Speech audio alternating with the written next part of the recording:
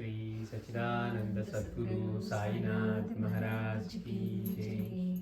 మహద్గురు యొక్క మహద్వాక్యాలు.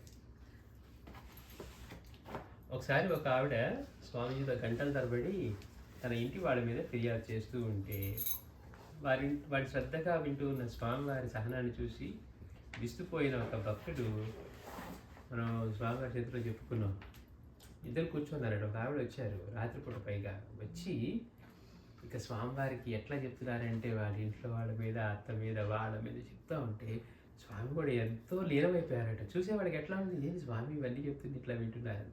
అదే మనం ఆ పరిస్థితుల్లో మనం చెప్పుకుంటూ ఉంటూ వినకపోతే అదేంటి ఎంత కష్టంలో వస్తే స్వామి వినలేదంటాం.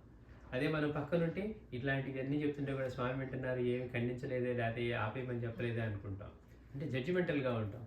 కానీ స్వామివారు మాత్రం ఎట్లా ఉన్నారట, ఏమో ఒక 10 నిమిషాలు కాదు, గంటల తరబడి తన ఇంటి వాళ్ళ మీద ఫిర్యాదు చేస్తూ ఉంటే వాటిని శ్రద్ధగా వింటున్న స్వామివారి సహనాన్ని చూస్తూ విస్తుపోయిన ఒక భక్తుడు ఆవిడ వెళ్ళిపోయిన తర్వాత ఆ విషయమై స్వామివారిని అడిగేవారు, చూడు, ఎవరికి ఏది కావాలో అది అడుగుతారు, ఎవరికి ఏది కావాలో అది అడుగుతారు.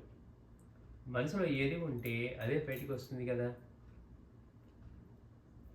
ఇంకో విషయం తెలుసా, అమ్మవారు ఎవరిని ఎలా ఉండమంటే వాళ్ళు అలాగే ఉంటారు. ఒక మూర్ఖుడు ఉన్నాడు అనుకో, వాడికి అలాగే ఉండమన్నది, వాడు అలాగే ఉంటాడు. అదే వాడికి కొంచెం జ్ఞానం ఇచ్చిందనుకో, వాడు అలాగ ఉంటాడా? ఒక మూర్ఖుడికి అమ్మవారు ఎలా ఉండమన్నారో అలా ఉంటున్నాడు. వాడికి అదే కొంచెం జ్ఞానం ఇస్తే మూర్ఖుడిలాగా ఉంటాడు కదా. కాబట్టి మనం ఎవరిని అసహించుకోరాదు.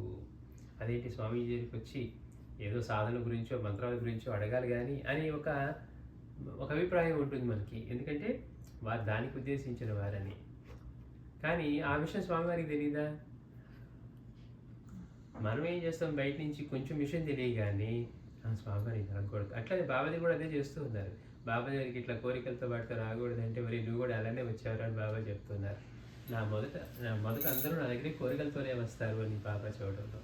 అంటే ఆ సమయంలో అలానే కాకుండా మన మనసులో ఏది నిండి ఉంది, ఆ సమస్య చెప్పుకుంటే కానీ, లేకపోతే స్వామివారి దానికి ఒక పరిష్కారమో ఇంకోటో. పైగా క్వశ్చన్ వేస్తూ వింటున్నారట స్వామివారు. చూడండి ఎంత గమ్మత్తో. ఆ గంటల తరబడి అలా వింటే పక్కన ఉన్న వాళ్ళకి ఏంటి స్వామివారి సమయాన్ని ఇంత విసిగిస్తూ ఉంది అని. అయితే స్వామివారు మాత్రం బోధిస్తున్నారు, మనం ఎవరిని కూడా అసహించుకోరాదు, విసుక్కోరాదు. నిన్ను విసుక్కోమన్నది విసుక్కున్నావు, ఇప్పటి నుండి వద్దంది, ఇక విసుక్కోకు చూడు అని బోధించారు. అమ్మవారు ఎలా ఉండబడ్డారా ఉన్నారు కదా. సరే, అందుకని చెప్తున్నారు స్వామివారు, మనం ఎవరిని అసహించుకోరాదు, విసుక్కోరాదు.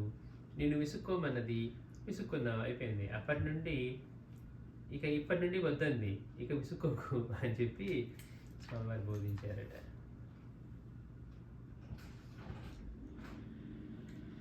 స్వామీజీతో ఒక భక్తుడు, స్వామీజీ నాకు అనేక చెడు అలవాట్లు ఉన్నాయి, వాటిని ఎలా పోగొట్టుకోవాలి అని అడిగాడట. అడిగితే వారు అన్నారు, ప్రతిదీ కూడా ఒక కారణం వల్ల పెట్టబడిందే.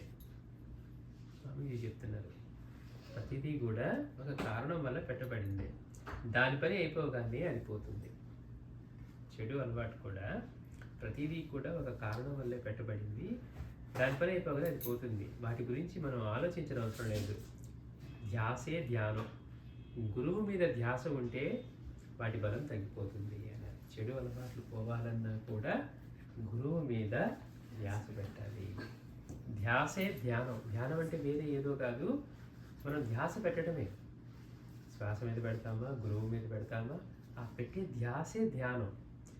అది కనుక గురువు మీద ధ్యాస ఉంటే చాలు, వాటి బలం తగ్గిపోతుంది. అంటే మనకి బలహీనతలు ఉన్నా కానీ, చెడు అలవాట్లు ఉన్నా కానీ, మనం ఆయన మీద ధ్యాస పెట్టడం నేర్చుకుంటే క్రమంగా వాటి బలం తగ్గిపోతుంది అని బోధించారు స్వామివారు.